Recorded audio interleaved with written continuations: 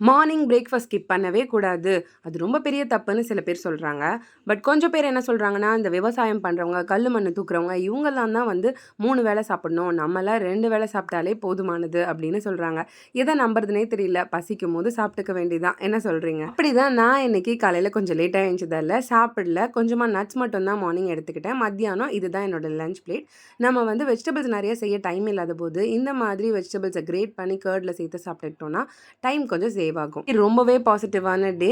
அன்எக்ஸ்பெக்டடா ஒரு 3 கோயிலுக்கு இன்னைக்கு போயிருந்தோம். இது வந்து ட்ரிப்ளிகேன்ல இருக்க முருகர் கோயில், அதுக்கப்புறம் பார்த்தசாரதி கோயில், அப்புறம் எங்களோட பழைய குவார்ட்டர்ஸ்ல இருக்க நாகத்தம்மன் கோயில். இது எதுவுமே பிளான் பண்ணி நடக்கல. அதுவா நடந்துருச்சு. இப்படி ஏதாவது நடந்தா தான் உண்டு. சின்ன வயசுல நம்மலாம் கோயிலுக்கு போம்போது கொஞ்சம் போர் அடிக்கிற மாரி தான் ஃபீல் பண்ணுவோம். ஆனா, இப்ப என்னவோ கோயிலுக்குள்ள கால் எடுத்து வச்சாலே ஒரு பாசிட்டிவ் வைப் கிடைக்கிற மாதிரியும், அப்படியே மனசே நிம்மதியா இருக்க மாதிரியும் ஃபீல் பண்றோம். என்ன மாதிரி யாரெல்லாம் இருக்கீங்கன்னு கண்டிப்பா சொல்லுங்க. என் பசங்க வந்து, "அம்மா எத்தன கோயிலுக்கு தாம்மா போவீங்க? வாங்கம்மா வீட்டுக்கு போலாம்." அப்படின்னு கேட்கும்போது தான், ஆமால்ல சின்ன வயசுல நம்ம கூட இப்படிதான் யோசிப்போம்னு தோணுச்சு. அப்படியே பார்த்தசாரதி கோயில்ல இந்த நெய்யும் வாங்கிட்டு வீட்டுக்கு வந்தாச்சு. திடீர்னு ஏன் ஷோல்டர் அளவுக்கு வளர்ந்து டிஃபரன்ஸ் காட்டுறான் என் பெரிய பையன். வண்டியில போகும்போதெல்லாம் யாராவது ஏதாவது கேட்பாங்களோன்னு பயமாவே இருந்தது. நம்மள யாரு கேட்கறது? இது எங்க வண்டி?